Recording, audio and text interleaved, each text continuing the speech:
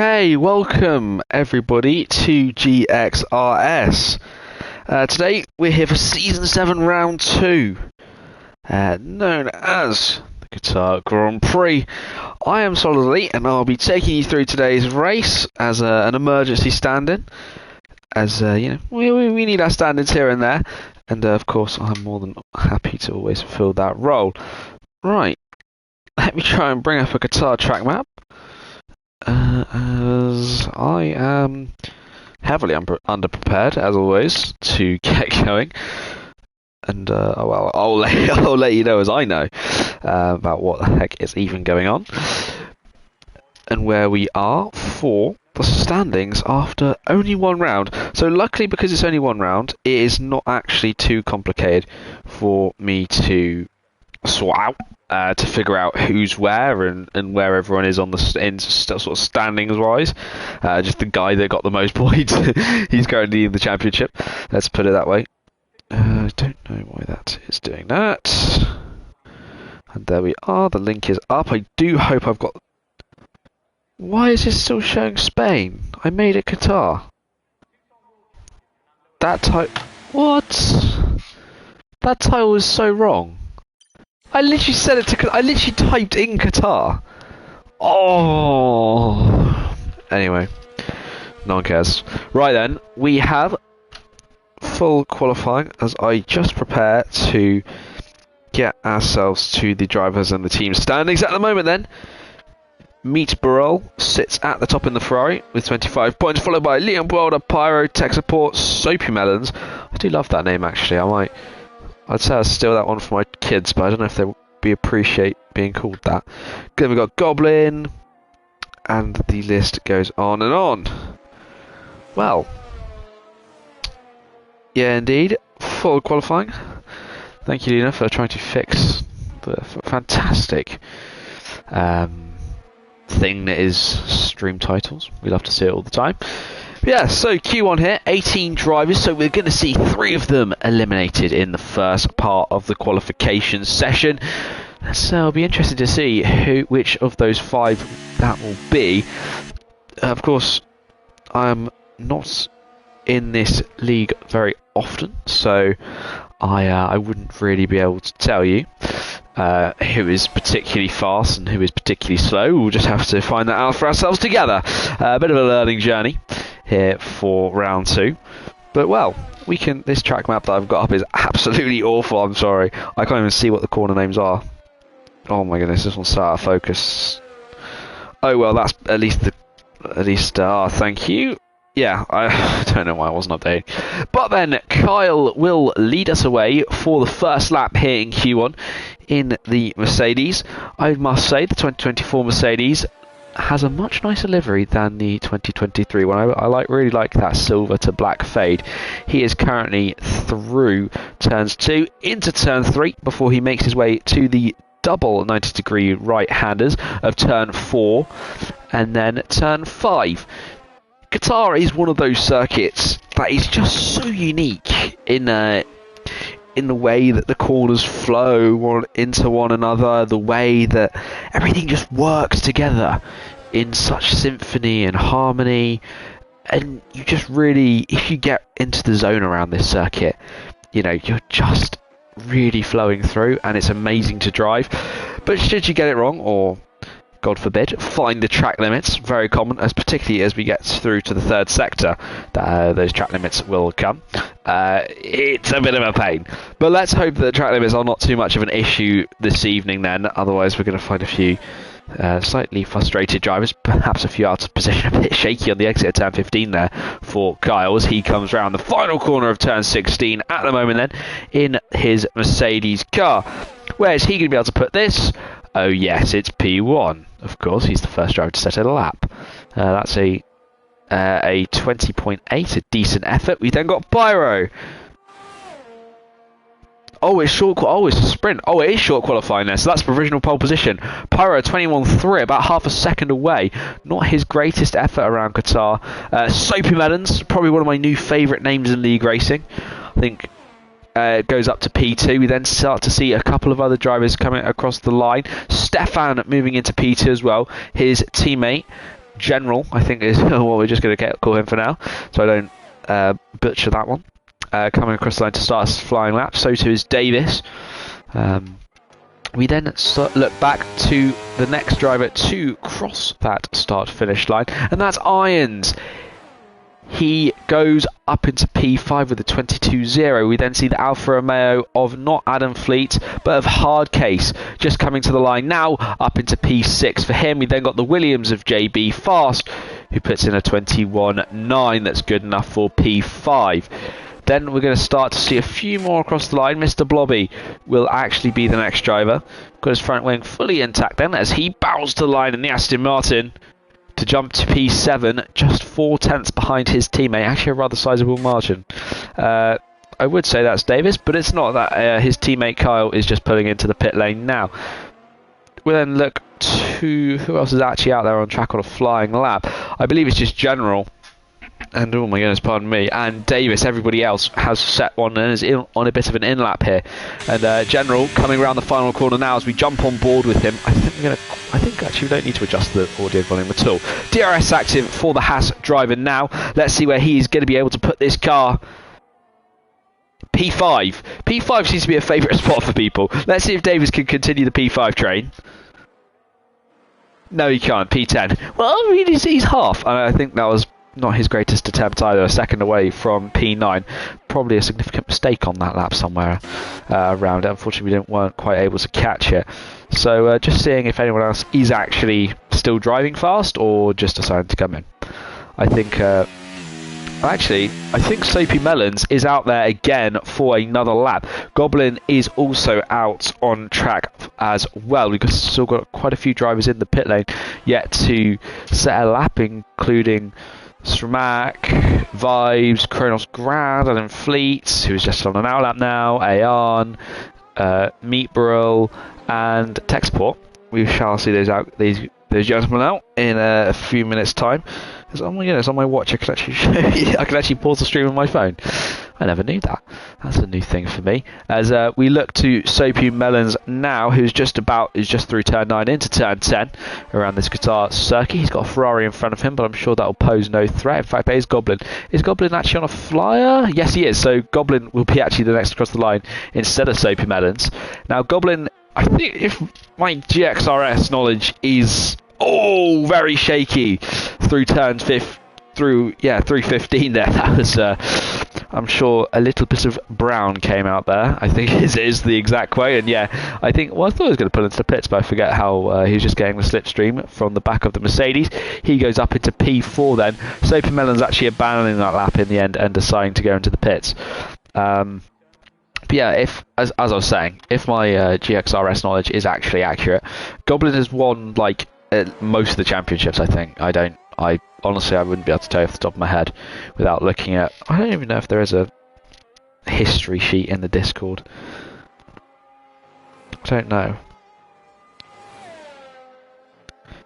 No, there isn't. I don't know. He's won something, I think.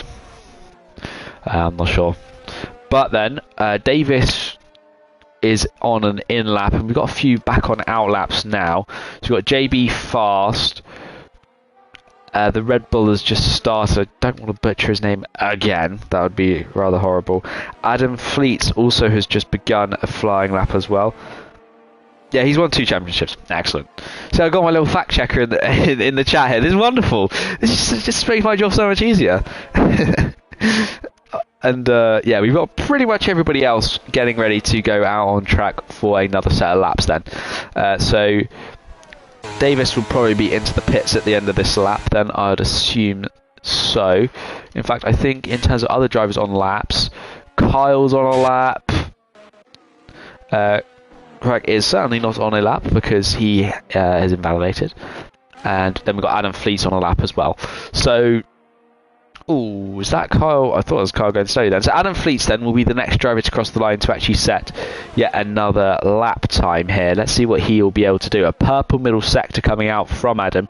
Of course, he is yet to actually set a flying lap so far in this short qualification session. Very tight on the exit of 15. Once you go through there, you can very easily find yourself exceeding those limits of the circuit. Adam certainly pushing them to the limit then. Let's see what he'll be able to do. He goes to provisional pole, 20.5, 3/10 clear. We then look to, was it JB Fast? No, it wasn't. It was someone else. There we go. That's who it was, Kyle, who came across the line then to set the next fastest lap of the session with a 20.5, just about 100th clear of Adam Fleet. A very close battle at the top between those two then, as we come to look who is going to be next across the line. I think we're going to see a few Haas driver. We're going to see a Haas driver actually begin a flying lap. Then we've got the Alpine of, I think it's Aon and Tech Support close together. Family rivalries on track. I remember when these two have crashed before in previous different races and different leagues. Oh, it's just been so funny. Because what's scary is that they can get family involved. Right then, where else are we looking at? Not looking at Stefan because he's a little bit further behind than his teammate, who is just crossing the line to set a to begin a flying lap. Sorry, JB Fast currently 4/10 up on his time. That's going to put him 21.5. There we go, he actually found a bit more time through the final sector. 21.3 is what he could manage. That is good enough for P7 at the moment then. We then take a look to one of the Red Bulls. That is not the man who is invalidated, but the man who is just starting again. Soapy Melons, greatest name in sim racing. Right, then we look at Meet Burrell, who is just coming around that final corner now. I do apologise if I butchered his name, or how badly I've butchered it. But here he goes to the line then for the Ferrari, who won last week's race. And he goes 2/10 clear at the top of the timing sheets then. Kronos Grand just begins a flying lap in the background then. I think we've got... That is Stefan coming across the line next. About a 10th up on his time. That's going to probably leave him where he is. Oh no, he finds another bit of time somewhere up into P3 for Stefan. Again, just 8 thousandths quicker than Adam Fleet, and very, very close to the back of Kyle indeed then. As we look to a couple of the AlphaTauris coming across the line now, that's Pyro just starting a flying lap. He invalidated his last attempt. I think now we're starting to see these two Alpines at the back of the field. Ayan actually invalidating late on, which is why his ERS charge. Oh my goodness, and they've both invalidated. The Alpines can't keep it on track. I think that's for sure. We just saw General coming across the line now. That puts him up into P7 ahead of Pyro with a 21.2. Very good lap indeed for him. We've then got Mr. Blobby about to begin his lap. We then got someone round. I think that's a... Is that a Red Bull? That was someone round in that final sector. Yes, I think it was Soapy Melons, who was almost 2/10 up before he unfortunately lost control of his vehicle, and that sent him careering into the gravel traps. Unfortunately, we weren't quite fast enough to pick out who it was in time. But then Kronos Grand coming to the line in the McLaren car is a 21.3 for him. A very valiant and brave attempt to put it into P10. Of course, we still got the two Alpines yet to set times in the session. Which can be interesting to see what they are actually capable of. We're going to have everybody pretty much have one more attempt after this, I think is a sensible way to put it. Pyro close to 0.6 of a second up at the moment. This is going to put him high into the order. P5. He found even more time through that third sector, and the 20.5 is what he is going to be able to manage. Then we see Ayan coming to the line next. What's he going to be able to do in the Alpine? That's P7 on low ERS. Tech Support decided to back off of that lap instead of setting a banker. So he's going to have all of his eggs in one single basket when they come across the line for their final flying lap attempts in a couple of minutes' time then. So we've got Mr. Blobby coming to the line. He goes P12, half a second improvement to jump one place. I'm sure he would have been hoping for slightly better, especially with the time improvement that he's just had there. Well, we've got a couple of minutes, we've got a few minutes left on the clock. I think it's about 4 minutes once the yellow flag timer disappears. Whoever's in the middle sector, speed up. I think it actually might be Pyro, who I think might even be low on fuel perhaps, which is why He is going ever so slowly through that middle sector, and giving us the... Oh, Ayan's retired from the session. What's happened? Oh, he's had a collision with someone. Ayan's come together with someone on the track. I'm wondering if it might be Kronos Grand. I'm trying to figure out what has happened there, because Ayan's just in the middle of the track with no wheel. And Kronos is somewhere in the gravel trap. Yep, it was Kronos Grand. Kronos Grand came together with Ayan. And, well, 27-1 is the best that Ayan's going to be able to do, which isn't going to be great for him. As I'm sure we're going to see plenty of other drivers start to improve, especially since we've got... Who else have we got on our lab right now? We got Soapy Melon, we've got Irons, we got Davis, and we got Crag. Sorry. Right. Kramak, right, please say properly. Kramak. We've got those guys in here on outlaps, ready to get going. We've got 2 minutes 55 seconds left on the clock then. So these guys playing it perhaps a little bit safer than a lot of the other drivers on the grid, giving themselves a bit of leeway. So if they do say invalidate their lap, let's say they have an invalidation somewhere across the circuit, what they can do is they've got the time to be able to reset, recharge, and go again. And I think that's a sensible strategy, apart from the fact that you might end up doing your fastest lap with slightly more fuel than you would have hoped for, so it's not really the fastest possible. But again, to get first you have to finish. So again, important things. Right. So Soapy Melon's in P6. Just trying to see where Davis actually is on track. Yeah, he's behind. And then Kyle's on an outlap as well. So Soapy Melons will be the first to set. Well, actually, by the time he gets around, he's going to have enough time to go on another little scouting lap. Not box and get a fresh set of tyres on. But that'll be his best effort then in the Red Bull, low on fuel. So no, this is going to be his last effort here in qualifying for Soapy Melons, the greatest name in all of sim racing. Activates the DRS now, the deploy is all over for him. Soapy Melons to the line, what's he going to be able to do? It's a 20.3, puts him on the front row of the grid. That is an effort and a half. There's JB Fast, just starting a lap. I think then we've got Pyro's teammate, Vibes, just starting as well. Then next is going to be Kramak, who himself is actually pretty... Sorry, just to bring up my track map. Pretty far through the lap, just through turn 15 at the moment, as now Kramak comes round the final corner. Oh no, he's invalidated! He's invalidated round that final corner. Oh, it's going to be tough. Kramak's not going to get around again. He would have set about 21.5. That would have put him... He's not going to set a lap time in the session then. So that is Kramak's qualifying over. Right then, let's look at who else. Irons has retired from the session, deciding he's not going to be improving anymore. Hardcase just starting a flying lap. Let's try and gather where everyone actually is on the circuit. We've then got the Ferraris. Both Ferraris just crossing the line to begin their flying laps. Meet Burrell and Goblin. We've then got the two Mercedes. Kyle just behind his teammate Davis, who is going to be... who is invalidated. This will be his final flying lap attempt then. Kyle, what can he do? A 10th improvement, does jump ahead of Soapy Melons on the front row of the grid then. We've got loads of drivers coming across the line now. Adam Fleet's just beginning that final flying lap. Tech Support just beginning that final flying lap as well. We then move to the Williams of JB Fast, who is also just about to finish that final flying lap and goes up into P8 for his final qualification position. We're then going to see Vibes coming across the line next to set a flying lap time.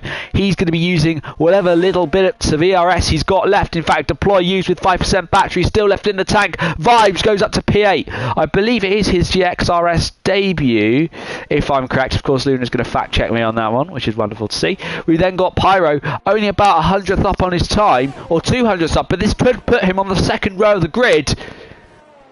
No, it doesn't. He loses time through the final sector, down a tenth then. We're then going to see the Alfa Romeo of not Adam Fleets, but Hardcase coming across the line. He's 2 tenths down on his time, and P15 is the best that he can manage then. I think we're going to start to see the Haas of Stefan. Yes, Haas Stefan goes to provisional pole position. A good lap from him. I think that's then Meet Burrell, who spins across the line. He was down on his time ever so slightly.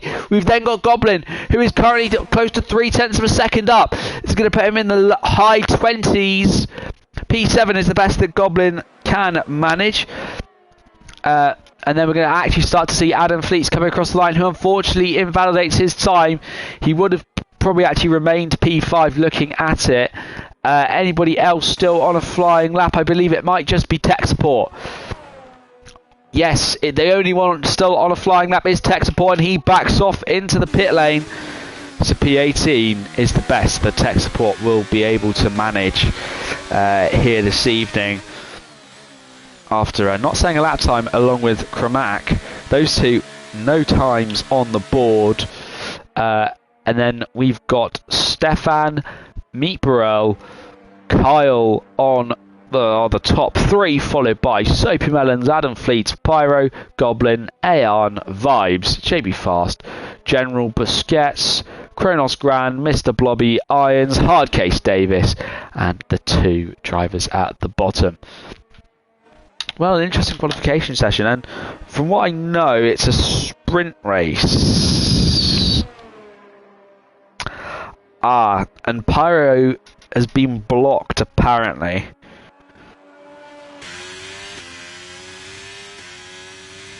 Which is not ideal. Wait, is it actually a sprint race? Or am I just being... Yeah, no, it actually is a sprint. Oh, that smile. Stefan, oh my goodness. Just from the angle that I'm sat at. Oh gosh, that looks... that's interesting, that's for sure.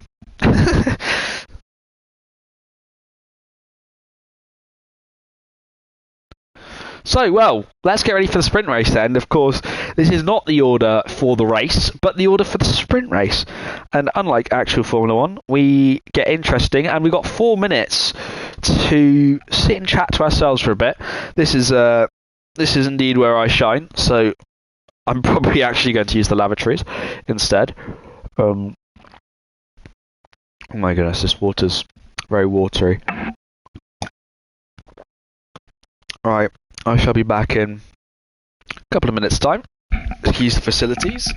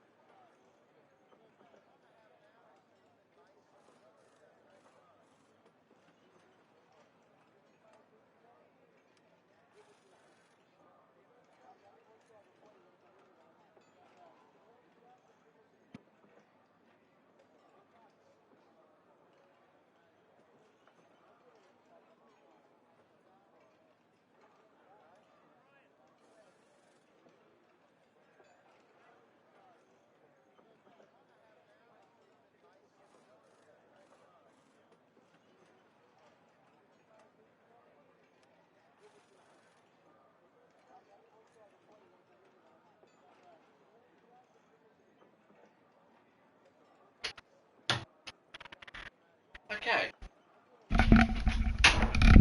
And that killed 2 minutes of time.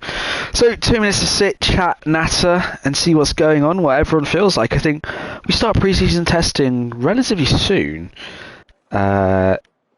If memory serves me correctly. I think it's relatively soon. Well, I hope it's relatively soon. Because I cannot live much longer. Also in other racing news. Well, the 12 Hours of Bathurst currently underway. I don't know who's winning. I really want Raffaele Marcello to win.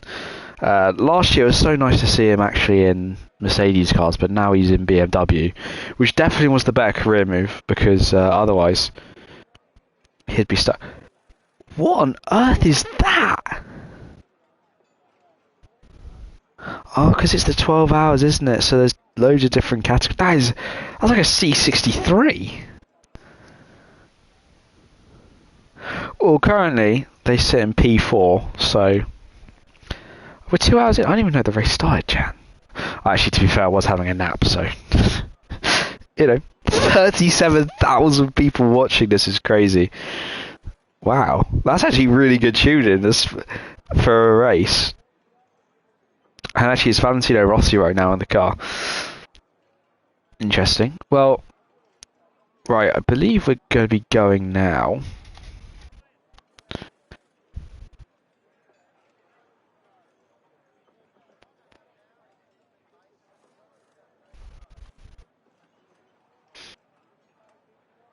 Wow, Goblin is fast with these bloody qualification.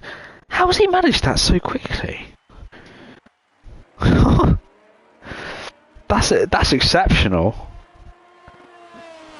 He's got the green. I'm like, yo, I need some of this in my life.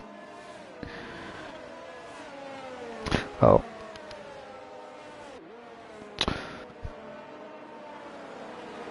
Well, that's good then. That's sick. Yo, I'd say I need that, but unfortunately I don't do any racing, so... Right, okay, flick off. We can catch up with the Bathurst 12 hours on the next break. Right then, so looking at the order that sits right now, Stefan will sit on pole position for the sprint race then, before we've got Meet Burrell in P2 with Kyle in P3. Now, I meant to turn the tyres on. Well, that's interesting, isn't it? Everybody on the medium compound tyres. That's easy to run through. Then we've got Soapy Melons. I want to know how he managed to come up with that name, Soapy Melons. I think I'm picturing exactly how he came up with that name, but we won't talk about that here because I don't want to get sacked. Adam Fleet in P5 with Pyro in P6, Goblin in P7, P8 belonging to Aeon, P9 for Vibes, JB Fasten in P10, P11 for General Busquets. I hope I'm actually saying that right, because the way I'm reading it, it's just like Sergio Busquets, but I think the name is spelled slightly differently. Then we've got Kronos Grand in P12, Blobby in P13, P14 for Irons, Hardcase P15, P16 for Davis, Chromac in P17, and I would say fan favourite, but no one really likes him, Tech Support in P18.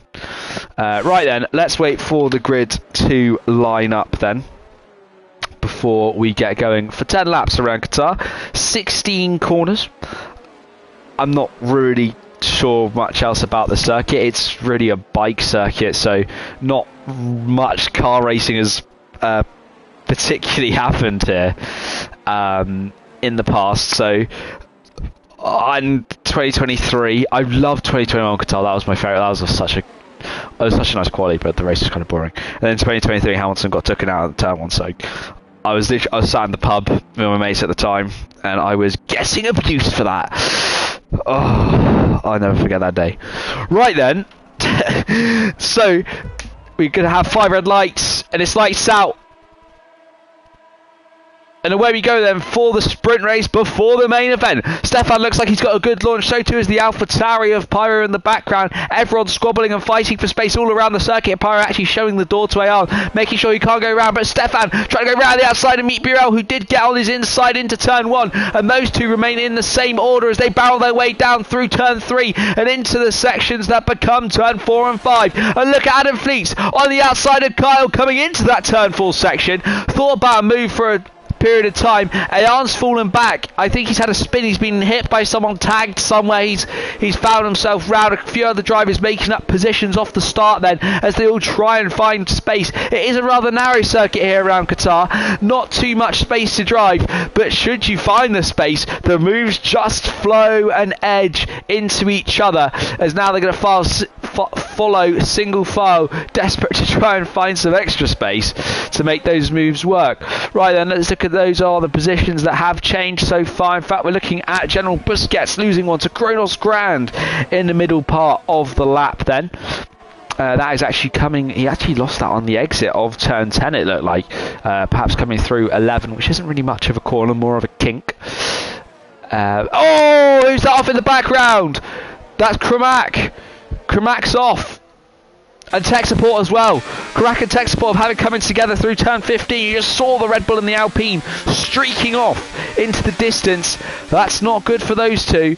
And they are going to be into the pits then to change that front wing. Davis also somewhere involved in an incident as he's been sent back. Kramak has indeed remained out. Any damage that he has picked up, he's decided to soldier on with if he's got any damage. In fact, interestingly, Hardcase has also picked up some damage. His front right end plate looks to be missing. Or is it front left? Front left end plate looks to be missing then. So he is still continuing to drive in that. And since Qatar, especially, is such a high downforce, high speed circuit, that might not have been his most sensible decision. Right then, we're going to have to wait a couple of laps before the DRS is enabled, but then we can start to see where the moves shape up across the rest of this Qatari circuit as they make their way through 11 at the moment then. And then into turn 12, and this is where we get to the interesting bit, what I like to call the twisty fun bit, as they go through 14 at the moment then, all filing through. It's pretty much suicide to make a move into any of these corners. You find yourself either crashed, as we saw with tech support and Kramak, or spun round somewhere. Hardcase picks up the first 3-second penalty of the evening. It actually looks like Meet Burrell is under a little bit more pressure from Kyle, the Mercedes on the Ferrari, right behind each other. Would it be ironic if we saw a Haas in the lead this year in real life Formula 1? Adam Fleet's also in the background looking eager and hungry for a move. Goblin having to stamp on the brakes a little bit more aggressively than perhaps he would have liked, and that's maybe even opened him up to Soapy Melons just a little bit in the background there, as JB Fast makes a move on one of the Aston Martins, just getting around him. Oh, very slightly on the rear for Irons, then he's going to lose a lot of time, significant amount of time loss for him, as he got a little bit too aggressive on the loud pedal and found himself almost pirouetted 180 degrees in the other direction. Lucky for him, he was able to catch that oversteer and is still facing in the right way and is still in hot pursuit of the drivers in front of him then. So we're going to stick with Meet Burrells. That seems to be where the fight is. Of course, DRS is going to be active for this lap, so we might start to see a bit of a DRS train forming as Irons goes from bad to worse, picking up a 3-second time penalty now as well. The lap around Qatar is actually quite short. That's just because of the insane speeds that they've got. I think it's one of the highest average speed circuits. Of course, the highest is Saudi Arabia. That is mental as well. You have to have some real balls to drive around there. JB Fast has found himself spun round somewhere. Yes, he's spun round through, I think that is actually turn 14. No damage as it looks like for now, as General Busquets picks up 3 seconds before exceeding track limits. But then with the DRS active, Stefan moves to not give the slipstream to Meet Burrell, give a bit of distance between them. As Soapy Bell and Goblin almost thinking about squabbling, coming into the first corner. Goblin right on the rear of the Red Bull car. Now, oh, is that Pyro getting loose? It was. Pyro got incredibly loose. In fact, he ghosted. That's how loose he was. Squabbling with his teammate now, who ghosted yet again. Who got Kramak retiring in the pit lane, then decide, yeah, he did pick up perhaps some different damage that he couldn't repair, and he couldn't quite live with it, and decides, if I'm going to be at the back, why am I wasting my time? I can watch what on earth my competitors are doing. So yeah, that was an interesting moment for Pyro then. A real loose moment in the dirty air of both Goblin and Soapy Melons. I think there's no clean air at all in Qatar. It's all oil fields there. And there's General Busquets round as well into the gravel trap. That is on the exit of turn 7, on the entrance to turn 8. He has found himself round. Interesting space to spin. Not where you would usually find yourself pirouetted, but indeed he does. Luckily not to get stuck in the gravel trap. Adam Fleet looked like he definitely would have picked up a warning for that one. We've got another yellow in sector 2. I think that might be Aarn or tech support, one of those two round. A little bit too hefty on the loud pedal. In fact, it was tech support, but we're going to stick on board with this battle for the lead of the sprint race then, with Meet Burrell with the DRS going ahead. In fact, look at Kyle going to the inside of turn 1 as well. The Haas tries to stick with him as they fire their way round. just inside the track limits. Adam Fleet's also scrambling for space. They're still side by side as they come through turn 2 and turn 3 now. Bit of bumper cars, bit of argy-bargy. Adam Fleet has now got his front wing in there as well. Adam Fleet looks like he's in a great position coming into turn 4. He's now on the inside of Stefan, who has lost a multitude of positions and has lost just another one to Adam Fleet. He's now got Soapy Melons right on the back of him. And look at Stefan sending it to the outside as they make their way through. I think that's turn 5. That was a bold move from Stefan to get ahead of Adam Fleet and Soapy Melons. That is a move and a half from Stefan. Great work to use the outside. Tech support retiring from the session as well. But Soapy Melons is still squabbling into turn 10. He's now on the outside of Adam Fleet. Adam's round. Adam's round. I think he's just been a bit too hefty on the loud pedal and found himself spun round and back down into P10 then. So, where are we now on the track as we got yellow flags? Well, I wouldn't say everywhere, but it says a yellow flag in Sector 3, but there isn't one. Not sure what that's all about. Yellow in Sector 1, that's for tech supports cars. Adam Fleet does indeed pick up that 3-second time penalty for exceeding track limits. We have seen that just so many times. As now we get DRS once again. Meet Burrell and Kyle. Kyle to the inside of the Ferrari now. He sends it to the inside. A comfortable move with some DRS. Overtaking, not as aggressive as we saw last time. But here's Goblin trying to go round the outside of Soapy Melons. He now finds the inside for turn 2, but has to back off just to give him enough space as they all try and... Well, actually, no, he had to back off for tech supports. AI car. Literally nothing tech support can do about that one as we are on lap 6 of the race here. Yeah, and nothing tech support can do about that. It's just the unfortunate way that the game works with the retiming in the pit lane. I mean, to be honest, you might as well just retire on track rather than the pit lane, but sim racing rules, that's pretty much etiquette for like every single league ever. So, you know, here we are. But then Kyle, as we saw, was ahead of Meet Burrell then. But I won't be surprised if that does change once again. Of course, Meet Burrell is going to get the DRS this time as we see a Haas round. I think that's General Busquet. Yes, it is. He is round once more. He's not had a great sprint race, if I'm being completely honest there. As we move further up. Oh, there's Goblin round. Goblin's round. He's had a spin on, that's turn 14. Oh, he's trying to collect the car. He's found a gravel trap somewhere. You can see by the marks on his tyre. And that's put Goblin far outside the points. And now Alan's actually up into P7 without having to even do anything. P11, sorry. And the two at the front switch positions once again. Meet Burrell does crucially, unfortunately, have a 3-second time penalty, which will push him quite significantly further back down the order then. Although I say that, Aeon is getting passed by Goblin just a moment later. Maybe Aeon picks up some damage or something, but he's just not looking all that fast currently. Wondering if he did alright in qualifying, and then just seemed to struggle just a little bit in the race here. As I need to calm down, otherwise my throat is going to explode, and we're only on lap 7 of the sprint. But then Kyle is still right on the back. I think these two are going to be changing positions for the lead relatively regularly, pretty much all the way until the end. But that 3-second penalty does kind of dull the intensity of this battle down ever so slightly, as we're kind of like, well, that gap is basically 2.8 rather than 3. You just got to be careful not to have an incident, because well, that ruins chances for both of them of getting any sort of position. They need to kind of work together, and that's where the change position does help a little bit as well. Say you save battery, I save battery, etc, etc.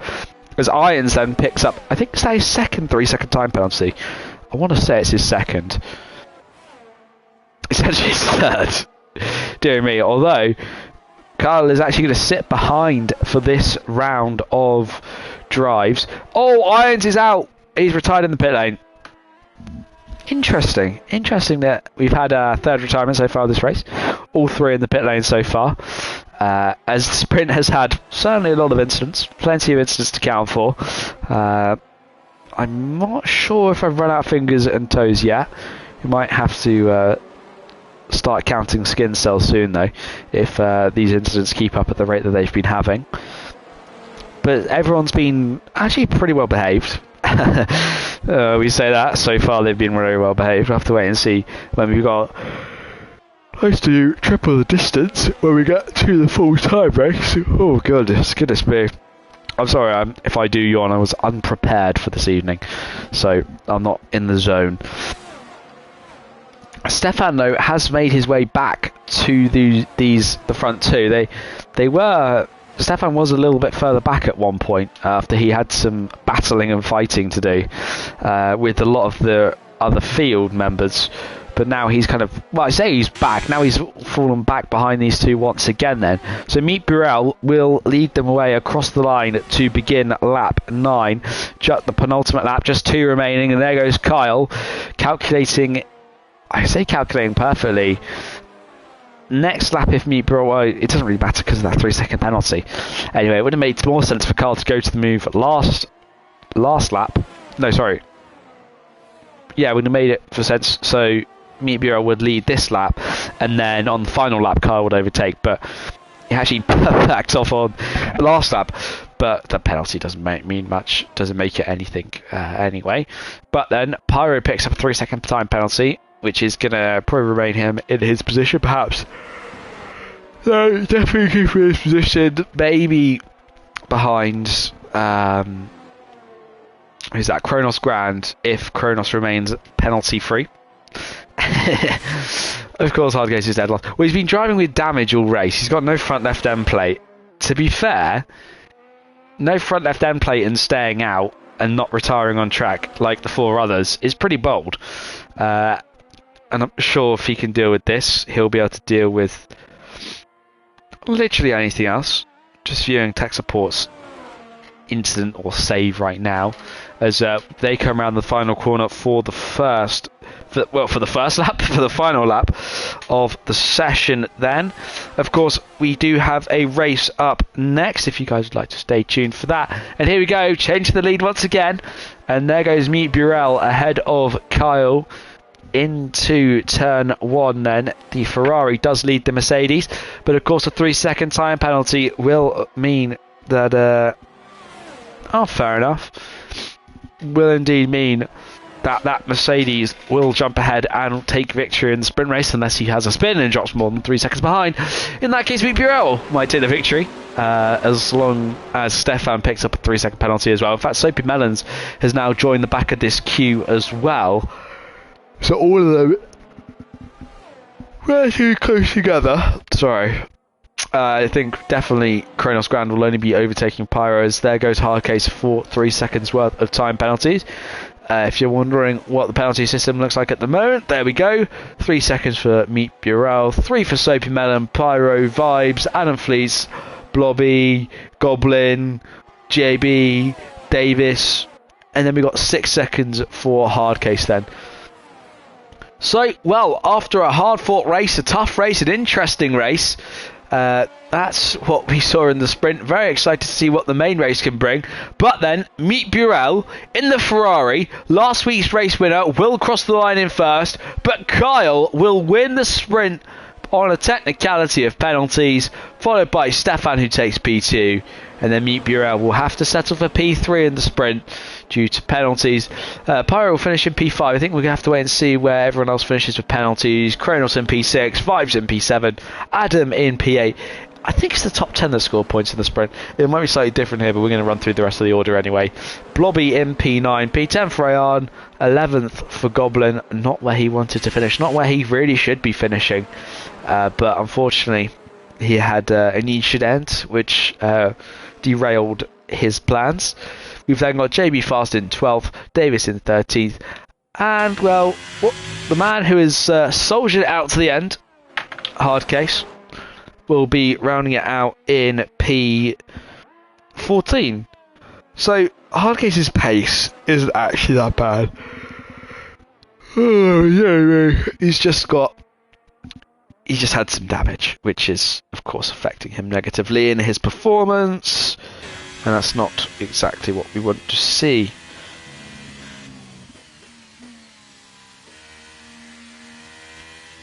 Well then, interesting end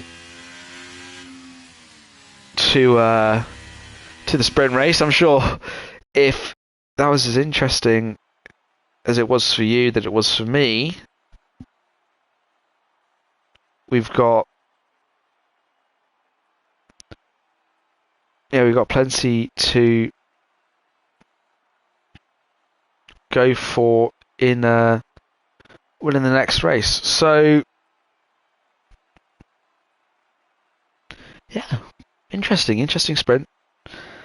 Let's hope that the main race can keep up such a yeah, because otherwise it'll be interesting to see.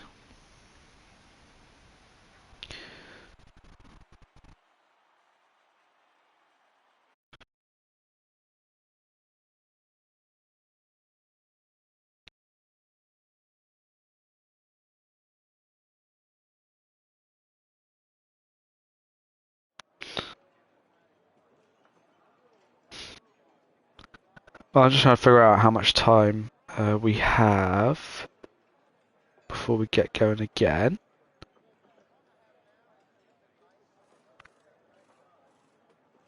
I think it might be the same, a few minutes rest. Indeed we have. 5-minute break before we get going. 5 minutes for me to yappa-dappa-doos around with what we've got going on.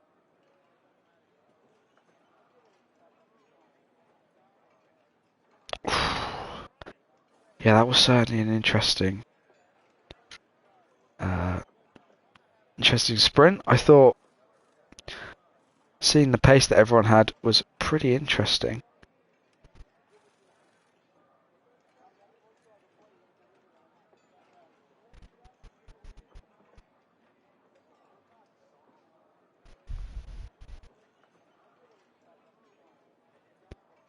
Well, yeah, I don't know how everyone else... Ooh, I've got graphics to talk about.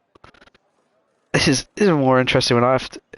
Well, I say it's better when I have to make up my own stuff. Alright, I'll get that in a minute. Get that over in a minute.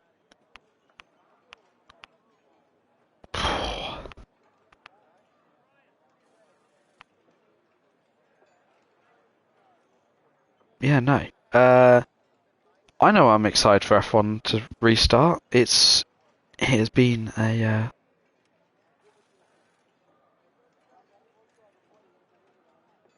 ignore who?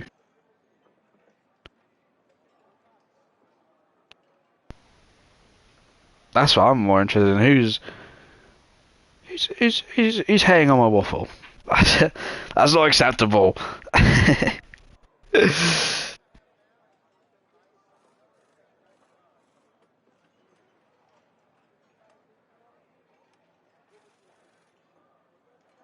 Oh wait, I just misunderstood what you said.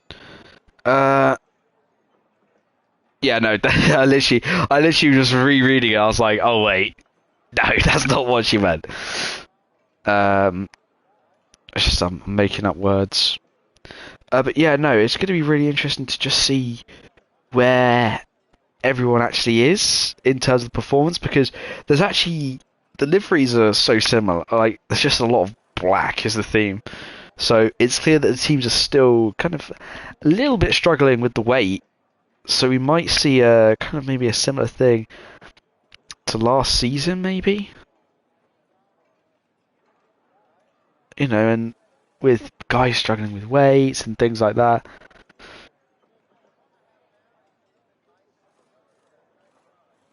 Oh, well, the F1 games have been going downhill for a while, to be honest. They're just a bit crap. I mean, like, it's much better than last year, because you could barely go flat through some corners that you should be easy flat through. It's just horrible. But now, at least it's a little bit nicer to drive through and all of this. Oh, do we have things? Ah, yes, we do. Well, let's look at the pure pace stats that we've got for everybody now.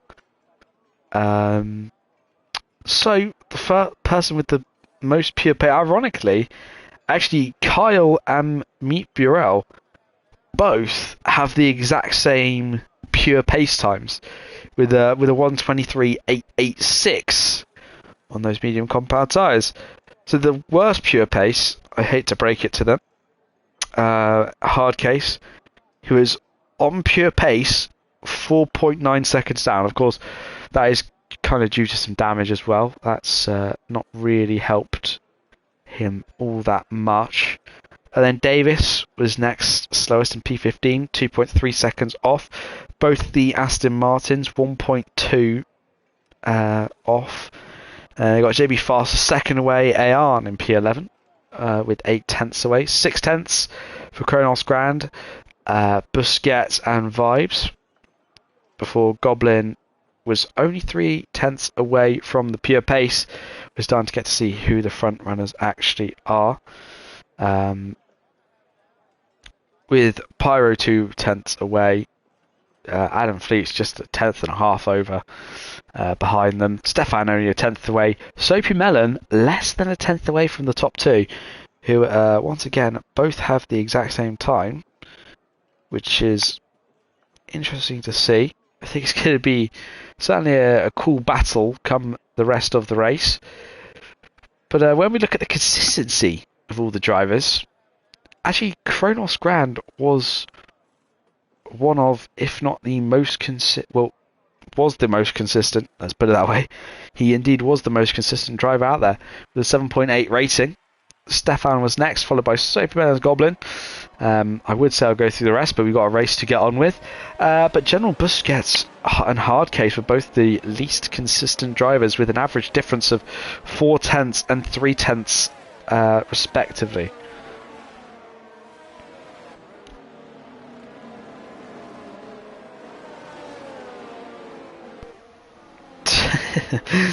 I think Cormac's friends are certainly having their fun with him. Oh dear. Right then, 29 laps around Qatar. Let's see. Let's see who will be victorious after we do have these 29 laps. So Kyle will start on pole position after he indeed win the sprint race. He'll be starting on the soft compounded tyres, interestingly enough, before Stefan is on the mediums in P2. Mute Burrell, softs in P3, before Soapy Melons, Pyro and Vibes line up on P4 to P6. All three on the medium compound of tyres. Adam Fleets then sits on the softs with Mr. Blobby on the hards. Mediums for Aeon, hards for Goblin, hards for Kronos Grand, mediums for JB Fast, hards for Davis, soft for Hardcase, General Busquets, Irons, Tech Support and Cromac, all on hard tyres, since they will be starting a little bit further back off the order, so they'll be a little slow at the start, and they'll be hoping for no sort of 10 lap in safety cars, or perhaps even 5, which would massively benefit the soft runners, as those tyres will be going off quite early in the session. You know, you just got to be careful for those things, and it'll be interesting to see if we do have safety cars, the timing of them, who they affect, and of course it could be disastrous or beneficial for a lot of the field. Of course, when everyone's on different tyre strategies, it's kind of is going to imbalance some and benefit others. So I've got barbecue sauce down my leg, which is not great. But we'll be prepared to get going then. We just wait for the grid to form. I don't think anybody's missed their grid slot this time around. We had a couple last time. No one this time then, as we've got 5 red lights. And it's lights out and away we go then for the Qatar Grand Prix Round 2 in GXRS. The main race is now upon us, and a good start from Kyle. Meet Burrell having a fantastic getaway compared to Stefan. Stefan sends one to the inside, almost makes contact with the Ferrari driver. Luckily, both of them remain in the right direction, as we see some squabbling a little bit further back through the field then. In fact, Adam Fleets and Vibes squabbling away for position. Then we've got the Alfa Romeo and the Alfa Tauri, the two Alphas fighting away. They try and find where. I think that's to the inside. Vibes has got that move all done on Adam Fleets, who unfortunately does drop back down into P7. Then we try and look a little further down from any position changes. That's JB Fast making a move on Irons, who was forced to the outside, and that led Kramak to also get ahead of him as well. Although Irons now has to defend from the Red Bull driver as well, although that doesn't last too long. Here was not quite a stout defence. Oh no! We jump on board with Kramak, who is sent spinning into the gravel trap along with Irons. Those two have come together then and found themselves right to the back of the field early on. No damage. It doesn't look like there's any damage, but we cannot be too sure. We'll have to wait and see. I don't think there's any visible stuff there. But now Meet Burrell is right on the back of Kyle, hungry to try and take a victory where he couldn't in the sprint because of penalties. He'll want that back this time. And look at the speed that he's got coming down the main straight. Meet Burrell pulling to the inside of Kyle, slams on the brakes later, and looks like he's made that move done nicely into turn one, as I just realised I forgot to put the telemetry on. And yeah, indeed he does. Meet Burrell is your new race leader here on lap 2. No DRS needed, just pure pace for the Ferrari to get ahead of the Mercedes. And now you've got two soft compound tyre runners still leading away, followed by the mediums. And then you've got another soft runner, and then it's mainly hards with a scattering of mediums and softs in a little bit further back as well. Yeah, interesting. It's now going to be a little bit of a strategy game here, as guys are going to be trying to extend their stints or shorten their stints and save energy. And it's not going to be quite as balls to the wall as we saw in the sprint. There's going to be some periods of relaxation for the drivers, or they hope for some periods of relaxation. Otherwise, it becomes an intense and messy affair for all involved as they make their round through turn 14 at the moment then. Into turn 15, and Mr. Blow becomes the first of the race to receive a penalty. That's 3 seconds added to his race time for multiple times of exceeding the track limits then.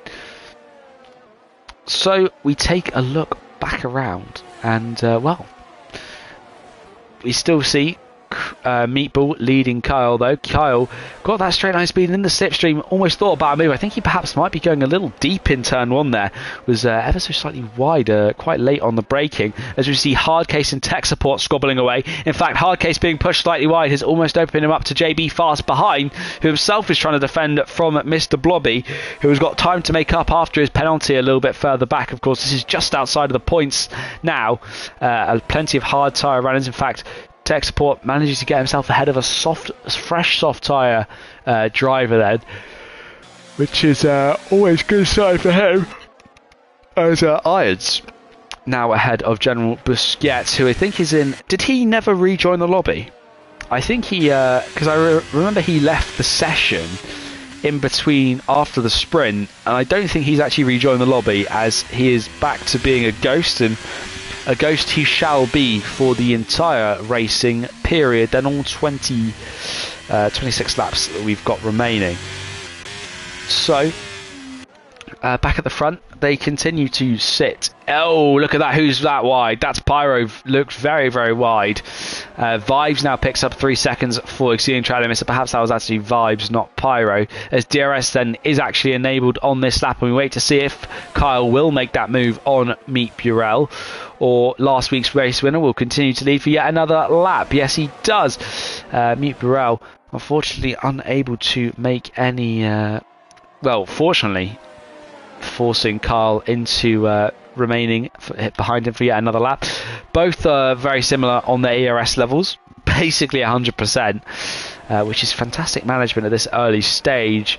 It is about an 8% difference between the pair of them, but that difference is very much rectified with someone pushing a button. I do, of course, apologise for the yawns that may occur throughout the stream. It is late on, 9 o'clock. Of course, the sprint race not exactly helping our times. 10 laps, but it's probably about a 15-minute sprint, and then an 18. To be fair, it's still going to be faster than a full qualifying session, because that's horrible. Meet Burrell is washed. Kyle for the victory. Well, you know, we never know. We never know. We'll have to wait till the end of the race to really find out how true Meet Bureau being washed is. He did win last week's race. Let's see if he can win this one as well. 2 for 2 would certainly put him in a favourable championship position. Only a couple of rounds in, as then we have just seen Kronos Grand pick up a 3-second time penalty for exceeding track limits as well. Then, as with DRS being enabled and hard case into the pit lane, then.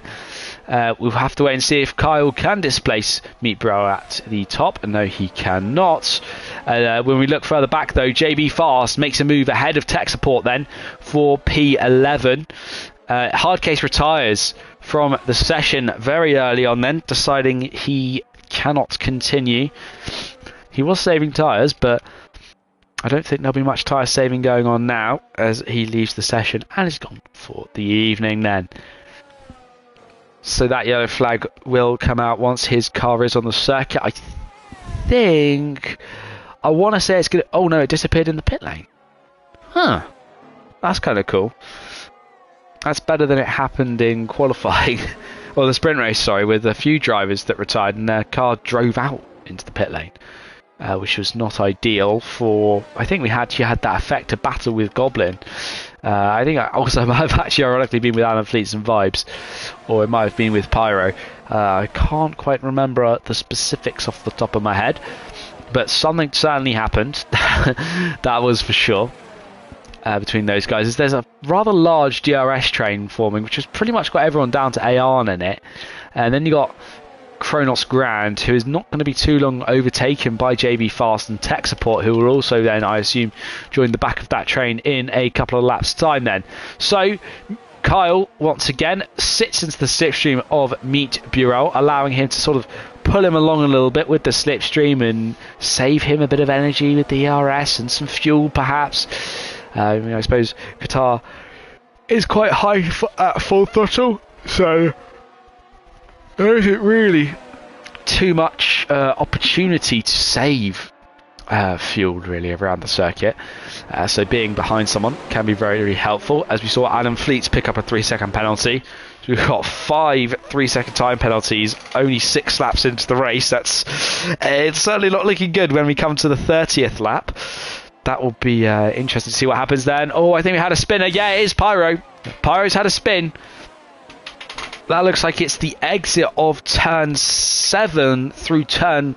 So that looks like it's kind of middle of the way through turn 8, perhaps, for Pyro, which is not ideal for him. I don't think... Yeah, that's not going to be great for his racing record then. Yeah, not so ideal for Pyro then, who's taken a spin and dropped down to P12. So, one in our little DRS train at the front has bitten the dust. With a spin, we've got a couple on penalties, Vibes and Alan Fleets. We'll have to wait and see who moves where. So that gap was actually a little bit larger between Meet Burrell and Kyle then. As Stefan's getting involved, and it's not going to be too many laps before this man in P3's tyres start to become a lot better than those two front runners on the softs. The softs are good for pace, but then after some time, when the wear settles in, they become very difficult to drive on, incredibly slow, and it's very difficult to use them. I was rather surprised that they actually did decide on getting some softs on through parts of the race. I mean, it was a gamble off the start. Maybe 3 laps in, someone has a crash and you've actually used your soft tyres.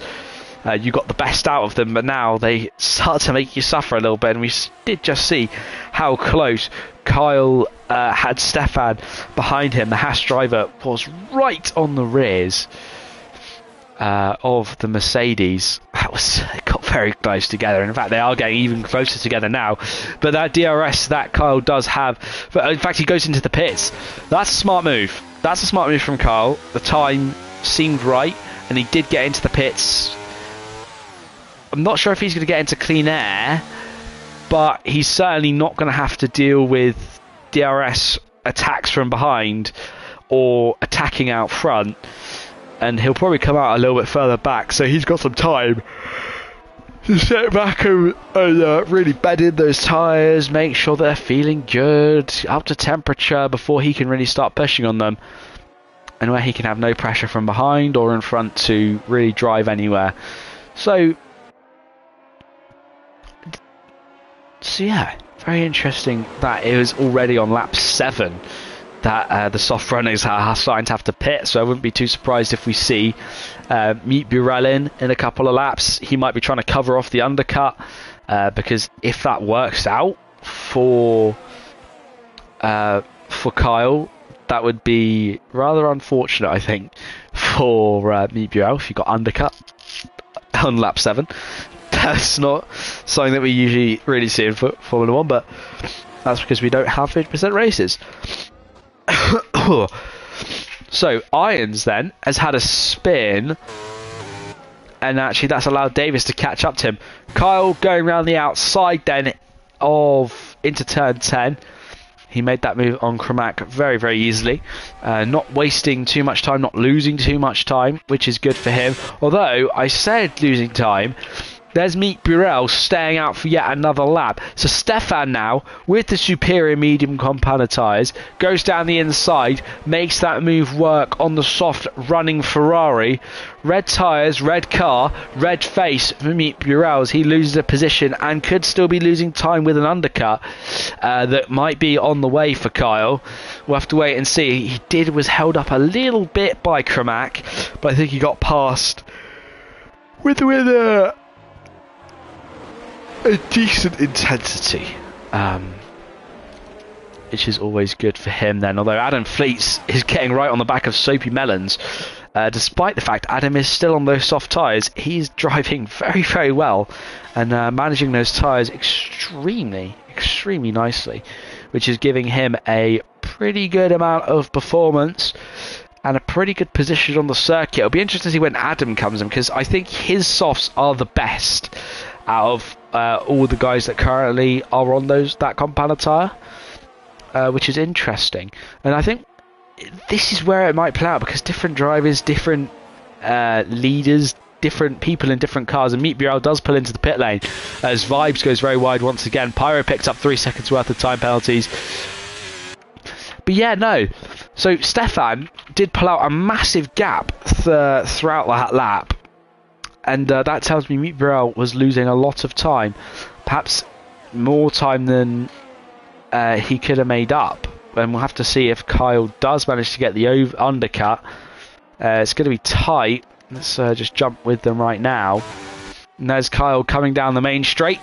Meet Burrell still exiting the pit lane. And the undercut is indeed complete for Kyle.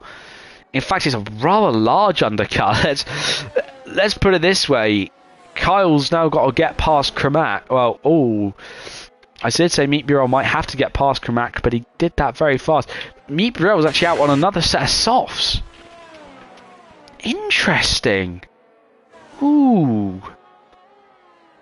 That's going to be an interesting strategy for Meet Burrell. 2 sets of softs. And then he's going to go on to, well, I'd presume maybe a set of mediums, but, well, actually, yeah, he could. And then mediums for about 10 or so laps.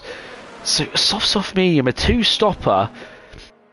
We'll have to see if that works for Meet Burrell, because obviously now he's going to be a lot faster than what Kyle is, and kind of a safety car around lap 19, maybe a little later than that, would be perfect for him. But there we go then. Adam Fleets pulls into the pit lane then to get rid of his soft tyres. He was actually performing really, really well, exceptionally well in fact, on his set of softs, which is always good to see. As we got someone else coming into the pit lane. It's one of the Alpines. It's tech support. So tech support coming in early off the hards to put on a set of mediums then, which he'll presumably go to the end of the race on. Interesting that tech support decided on the mediums. Perhaps he's trying to undercut some of the drivers in front of him. But that's bold. I mean, I'm sure the mediums can last... No, they can't last that long. That's 19 laps. We've got Irons retiring in the pit lane then. That's a bit of a strange one, I think, for tech support to box for mediums this early on.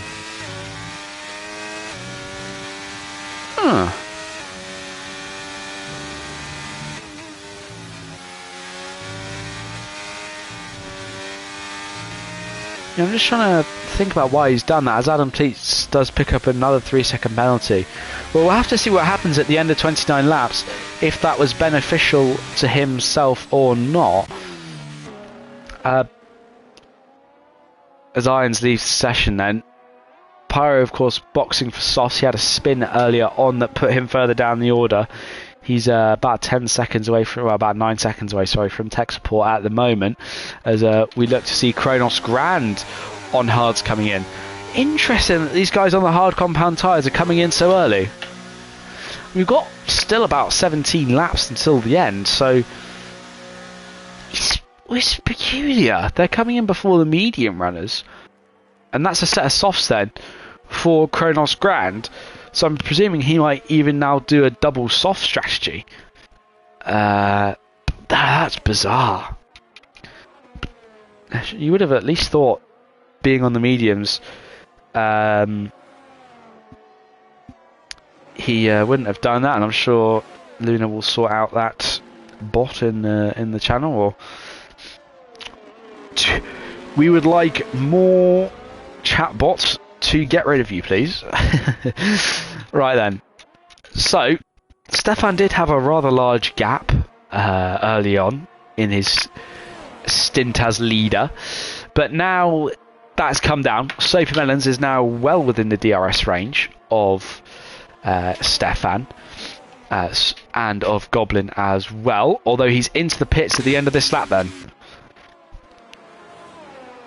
Interesting.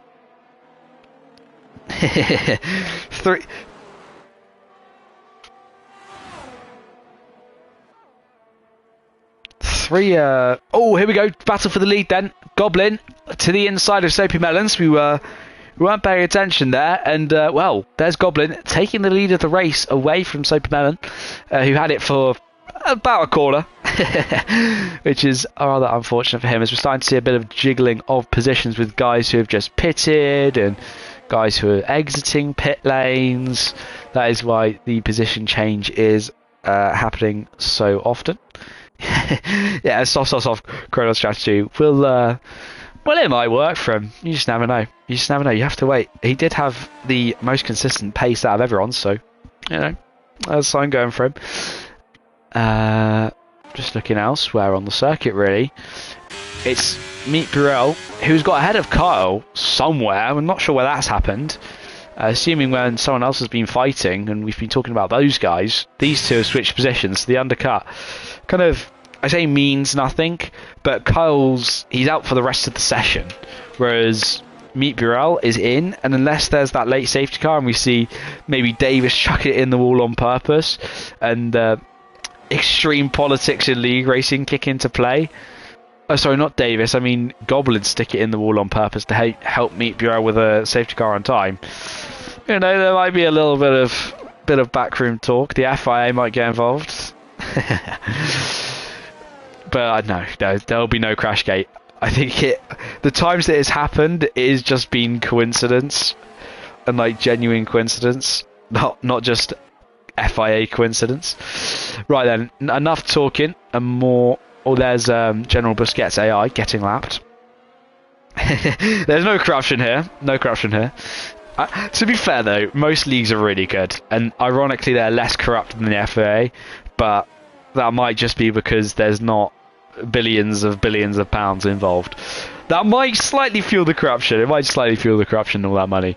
Well, tech support then, after exiting the pit lane 3 laps to go, has managed to get himself ahead of Soapy Melons. We'll have to see how long that lasts for the man in the Alpine, because of course there's fresh tyres behind him and perhaps a slightly faster driver in Soapy Melons, the greatest name in all of sim racing.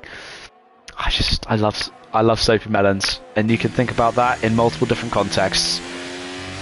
So we look around who else is pretty close on track then, and we're starting to see Vibes in DRS range, Ayan in DRS range, and everyone else is kind of just chilling. Everyone's kind of getting ready, and there we go. So we filter and cycle back to the leaders then. Meet Burrell and Kyle once again back to where they belong as the leaders. We then got Adam Fleets, who's been driving exceptionally well in P3, but you have to remember he does have 6 seconds worth of penalties. What should be, no, it's just 6. Vibes also has 6 seconds, 3 seconds for Ayan, 9 seconds for Kronos Grand, as that's Soapy Melons getting a nice easy DRS overtake.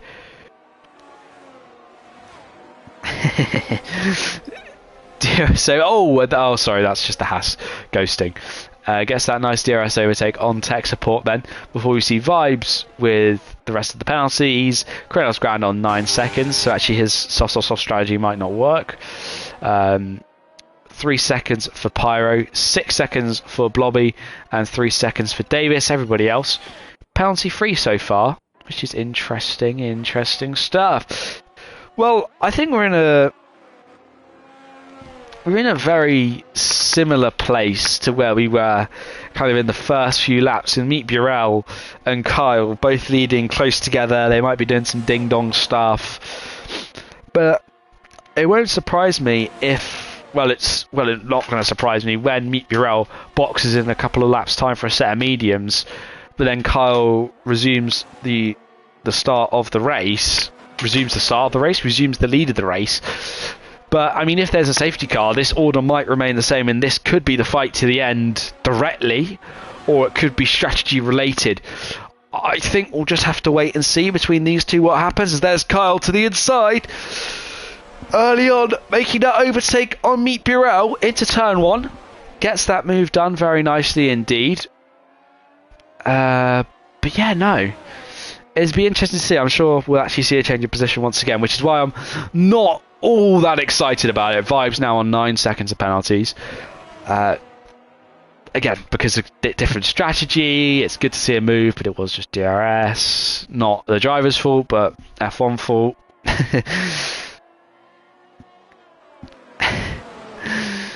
And yeah.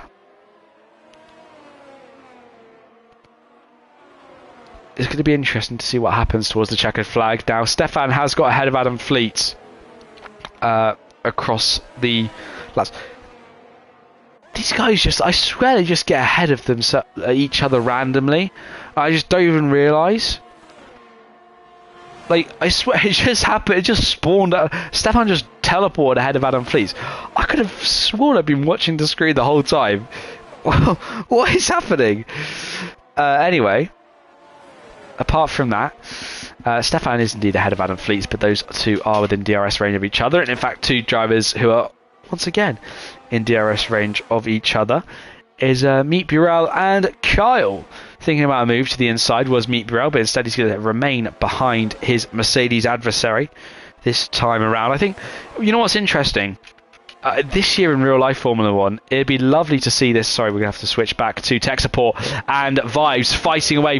In fact, Ayan is trying to get back ahead of Vibes, who is now kind of split the two Alpine cars. They were together on the circuit, but now Vibes splitting those two up.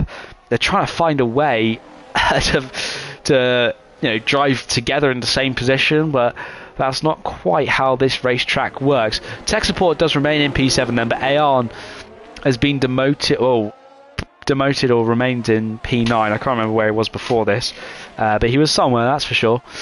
But now those two Alpines are apart with Vibes in between them. Of course, he does have 9 seconds worth of time penalties compared to Ayan's 3, so there's about a 6-second buffer between those two. And actually, what the squabbling has done is done quite a lot for tech support, as now he is over a second. He's actually outside of that second gap that provides the DRS, as well I would say that, but I'm going to quickly flow whereas Goblin picks up 3 seconds. Is that his 6th? No, that is his first penalty of the evening. Well, I was going to say there's going to be a position change at the front, but actually Kyle is maintaining his place rather well at the moment, and with significantly more ERS, might I add. Looking further around the grid, there goes Ayan on Vibes. If we can get that overtaken in a nice camera angle, get a bit of that DRS assistance, although Vibes thinking about trying to make a move. In fact, he's still trying to make a move, trying to tuck under the Alpine, but Ayan's just made that car wide enough where there is nowhere for him to tuck it into. and it remains an untucked and P9 AlphaTauri with 6 seconds more time penalties, and he's sliding around a little bit as well on his tyres. Only 5 laps into his hard compound tyre stint, you can just see him sliding that bit more, as in the background Kronos Grand just running wide, perhaps trying to get his 12th seconds worth of time penalties. Pyro trying to outdrag JB Fast now as they make their way through into the hairpin. Pyro's now going to try and cut underneath the Williams car as they make their way through turn 8 and into turn 9. I think Pyro is still wheel to wheel with JB Fast. We're getting a awful camera angle for this. I really wish the game was much better, but I think Pyro is just tucked under enough and has made that move on JB Fast. I can only apologise. The camera angle was, to put it lightly, awful. Like, I swear, the one time where you want to see a nice helicopter shot of them switching places, you don't. And as predicted then, Meet Burrell boxed for a set of mediums with about 10 to go. It's interesting. Can Meet Burrell, does he have this? I'm sure he's got the speed, but does he have the laps to do it in? 10 laps to make up about the how much ever time he loses. There's JB Fast then using his DRS to get ahead of Pyro. Mr. Blobby then will also remain just behind Pyro. This is bad for Meet Burrell, as he's got to carve his way through these three squabbling and fighting on, well, I mean, JB's the only one on actually any real ERS value. Everyone else is pretty much low. And there's Pyro trying to find a way round as they make their way down into turn 6. As late on the brakes is the Aston Martin, trying to find space, and that's actually invited the Ferrari to stick a wheel on the inside. Pyro being shown the door by JB Fast, pushing him as wide as he can. We just saw in the background as well, Meet Burrell on the fresh tyres, ahead of Blobby as well. And Pyro showed his aggression early on, last lap, and now he is having the same aggression shown to him. Pyro, of course, on slightly older tyres compared to JB Fast, and significantly older and harder compared to the Ferrari. Oh no, Pyro's round! Oh, there's a collision! And that will be a safety car. So, Pyro found himself round, and then Mr. Blobby, nowhere to go, ran right into the side of Pyro, eliminating Blobby from the race. So now this is really bad for Meet Burrell, as everyone is pretty much going to get a free stop and be ahead of him on relatively similar tyres. Although I say that, a lot of them have missed the pit lane. A lot of them have just about missed the pit lane. Pyro's out, Ayan's out. Wait, Ayan's out? Has Ayan hit the safety car? I mean, he hit someone in quali. Has he also hit someone? Has he hit this?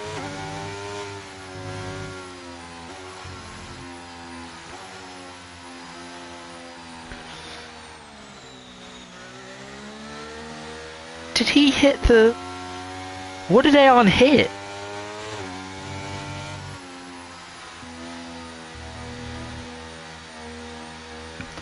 I'm trying to figure out what Ayan actually hit.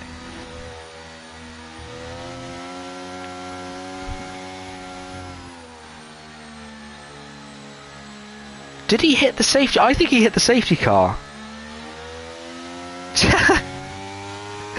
Well, Ayan's just been bodied by the safety car. That's not ideal. Oh, poor Ayan.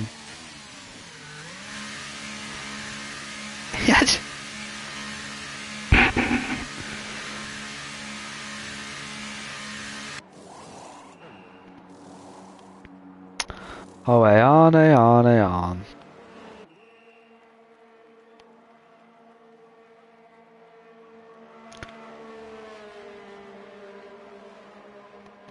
That's not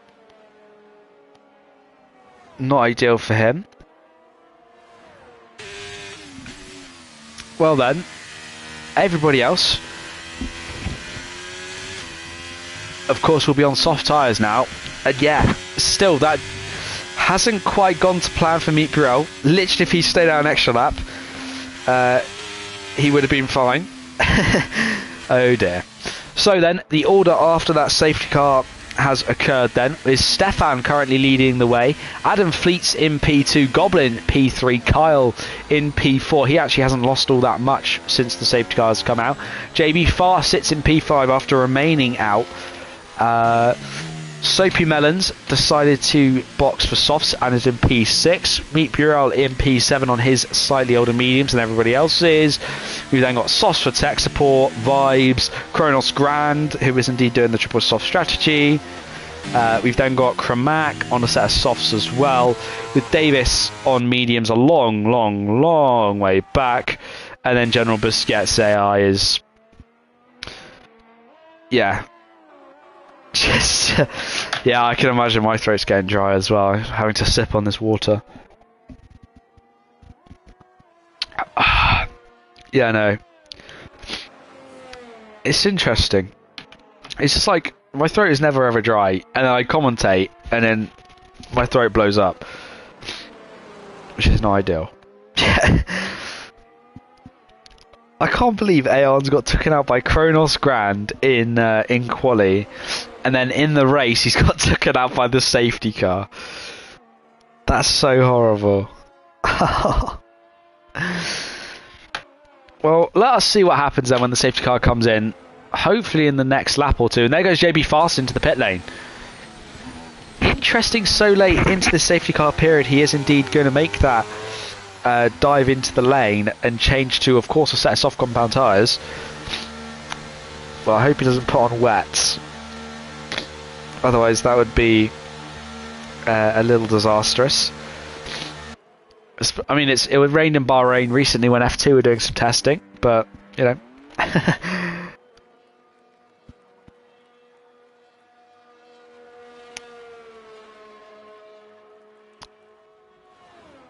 Well, I don't... Oh, Vibes has retired. Has Vibes crashed under the safety car? Oh, dearie me. Vibes out under safety car conditions. That is less than ideal. So we had a driver get crashed out by the safety car, and then someone crash under the safety car. I mean, what on earth is happening? Why is everyone deciding to die under the safety cars this evening? What? Guys, save some crashing for each other.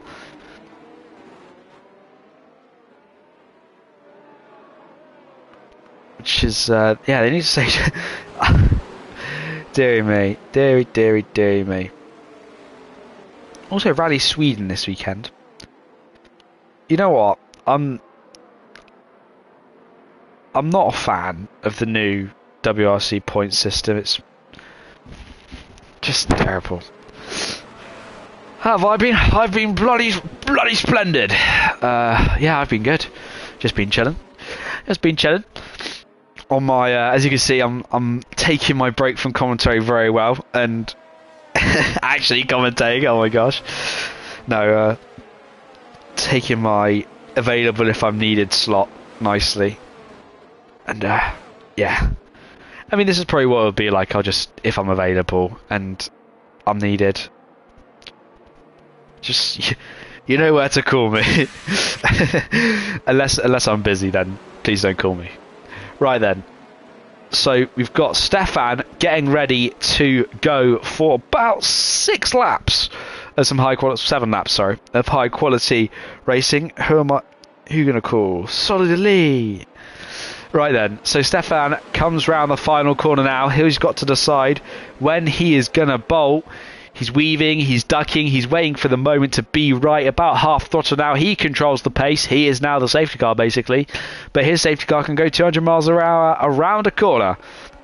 He's leaving this one really late here.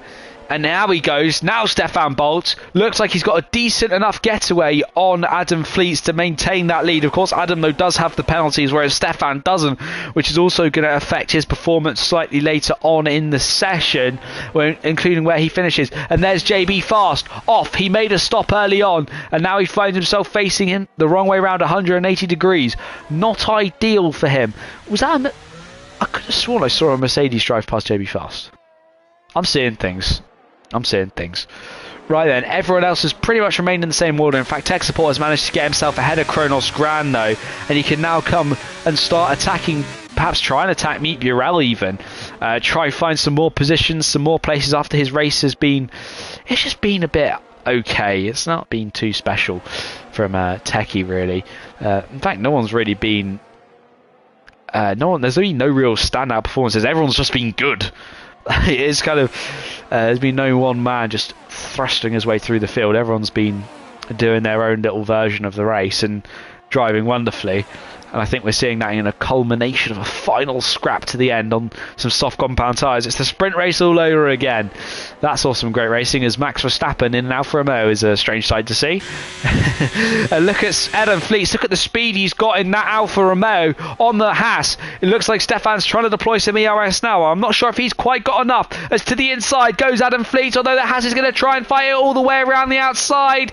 And the outside does become the inside, but he wasn't quite far along enough, didn't quite have the speed to hold station with Adam Fleets, who does take the lead of the race then here on lap 24 of 29.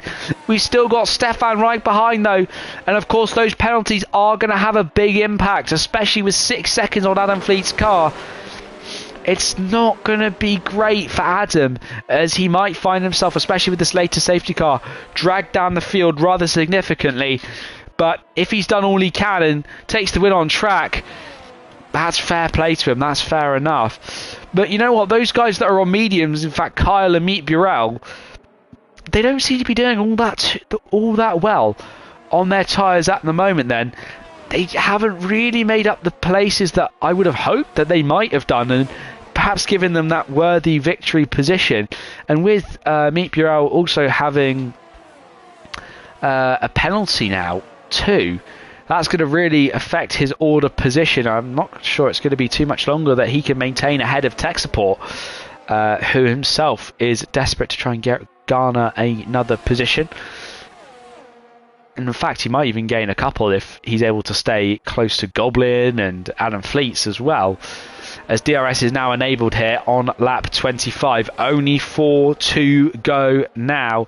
The clock is indeed ticking, and we are getting ready to wind down to the checkered flag, but still so much more racing to go with everyone close together on the circuit on very similar tyres. It's kind of the safety car kind of came out at a good time for everybody else apart from the leaders. Kramack picks up 3 seconds worth of time penalties then for multiple warnings. Track limits has been a bit of a thorn in the side of a lot of these drivers this evening then. Many of them picking up the penalties, and the guys that don't have the penalties are definitely going to finish on the higher end of the order, apart from General Busquets. He's lapped, he's a ghost, he doesn't actually count at all. And a lot of DNFs, 6 so far. 1, Mr. Ayan via safety car elimination. The safety car just decided he wasn't allowed to race anymore and just gave him a ban. There's Goblin going wide again on the exit of turn 15, picking up a little bit of understeer then. Perhaps those softs deciding that they're not going to be quite as grippy as they were in the earlier laps. But then DRS is still active for Stefan, but more crucially for Stefan, he's still got no penalties, which does give him a nice little buffer to, I would say, remain calm. Let's say remain calm rather than being less aggressive. He's got that thought in the back of his mind that he's got this victory in the bag, and he doesn't quite have to push balls to the wall to try and get close. If he gets close and wins it on track, wonderful. If he doesn't, that's okay. You know, he's got plenty of time. And Meet Bureau 1-2 here. Well,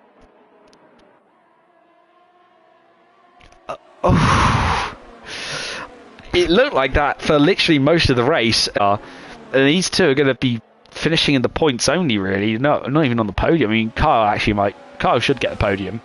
I mean, if Stefan gets a penalty, we can still see Kyle actually take a victory here. But with Meet Burrell's penalty, I just don't really see him. Gaining any more positions than he will at the moment. Kronos Gran picks up another penalty. He must be on about 15 seconds now. Yeah, he is. So there's their rundown with a couple of laps to go then. Adam Fleets with 6 seconds worth of penalties, Stefan with none, 3 for Goblin, Kyle, Soapy and Tech Support all have no penalties as well. 3 seconds for Meet Burrell. Before we see a change for the lead here with Stefan and Adam Fleets, their DRS overtake. We're going to go back with Meatball, also trying to get ahead of Tech Support. He does as well. And look at Kronos Grand to the inside of Tech Support 2. Tech Support loses 2 positions there in one corner. That's really unfortunate for Tech Support, who is looking to progress forward. He's only moving backwards, and I'm sure he won't be too pleased that 15 seconds worth of penalties is right in front of him, as that's not really where he wants to be, especially at this stage of the race. I think that's pretty much Tech Support, because he's going to be dropping back with guys that have penalties in front. So realistically, P6, maybe P5. If he gets some pace at some point, gets some chance to really put in a couple of quali laps, but even then, I just don't really see him anywhere higher than P5 for now. But Adam Fleets is still right on the back of Stefan. I think that the penalties that he got are rather unfortunate, because it's going to cost him what could have been a victory. He had the right strategy, but unfortunately the penalties just weren't on his side, and it just wasn't meant to be for him today. But then we are ready for some DRS action, and as it stands, if there's an overtake and an overtake, Adam Fleets will cross the line in first, followed by Stefan, but we'll have to wait and see what happens there. Then got Kyle right on the back of Goblin as well, trying to find his way around the outside. Kyle, he was late on the brakes, really late on the brakes, thinking about trying to make that move, but Goblin was just fast enough, as there's Kronos Grand and Meet Bro. Kronos has suddenly spawned in with pace. Like, where is he finding the pace from? Like, he was just chilling for a bit of time, and now he's suddenly like he's Max Verstappen ahead of Tech Support and Meet Burrell. That's that's just how they roll at McLaren, apparently. So then Adam Fleets does lead on the penultimate lap here. Oh, I didn't think we saw him make that move. He did at some point. Well, that is going to put Stefan ahead coming into the final lap, although I think it's actually Kronos Grand has just lost that position to Meet Burrell. Kronos for clapping. And he's on 18 seconds worth of penalties. Kronos Grand's going to finish. Well, actually, he's not even going to finish last. He's not even going to finish outside of the top 10. Everyone else is actually a little bit too far behind. So, he's going to get some points, that's for sure. Right then, we prepare to enter the final lap of the race here this evening. Adam Fleets leading for now, but he has got an angry... Well, I say an angry. A Stefan who is looking for a victory here, but knows he's got 9 seconds of penalties now to fall back on. And there goes Stefan to the inside of Adam Fleets into turn 1 to take the lead on the final lap of the race then. Penalties, unfortunately, deter from the excitement ever so slightly. And there's Goblin, right in the background, desperate to try and get ahead of Adam as well. As Kronos Grand and Meet Burrell are trading positions. they must have swapped places about 4 times before we even got to them, which shows how so close this battle is. And there's Kronos already on the inside of Meet Burrell once again as they make their way into turn 5. And, oh no, Kronos is round. I didn't even see Kronos round. He's round with Kramak. How did Kronos get involved with Kramak? How's he managed that? Well, Kronos may find himself out of the points now, but not too sure. Well, that was interesting. Well, further up the field then, the race is still coming to its end for the front few. I think there's 5 of them actually on the front, and it looks like at the moment we're going to see Stefan, Kyle and Soapy Melons on the podium. But one man could win today, and kind of out of nowhere, Stefan rounds the final corner now, and he might not quite win it on track as he does have Adam Fleets behind him.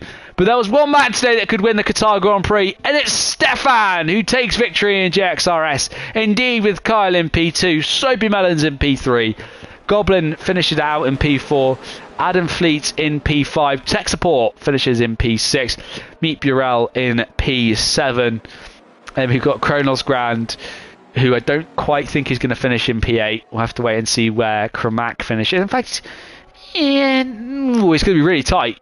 I think Kramak has just lost too much time. It's going to be really close. No, he did. He just got it at the end. He just got it ahead of Kronos ground at the end. He finished in P9. I think Kronos might have even finished P10. Oh no, maybe he did finish P8. I'm not sure. Well, that was certainly interesting. That was an end to the race and a half. It was an interesting race, a race filled with exhilaration and a good old fight at the end. Love to see those old fights. No, Kronos did finish in P9. Oh, Kramak finished in 12th. Oh no, he didn't. He finished in 9th in the race. Kronos finished in 10th. It's just because of the sprint, it messes things up a lot. So yeah, Stefan finished 7th. Sorry, no, he finished 2nd in the sprint. Wait, did he? Hold on, let me check my little stats, my stats and facts that I've been sent.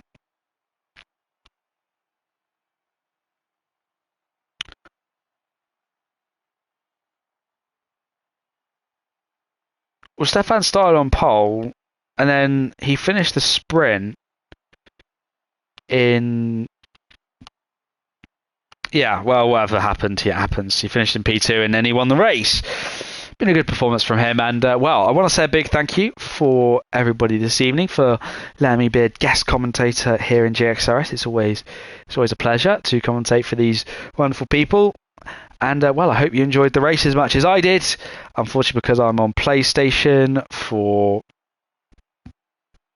technical reasons, I can't actually get anyone in for interviews.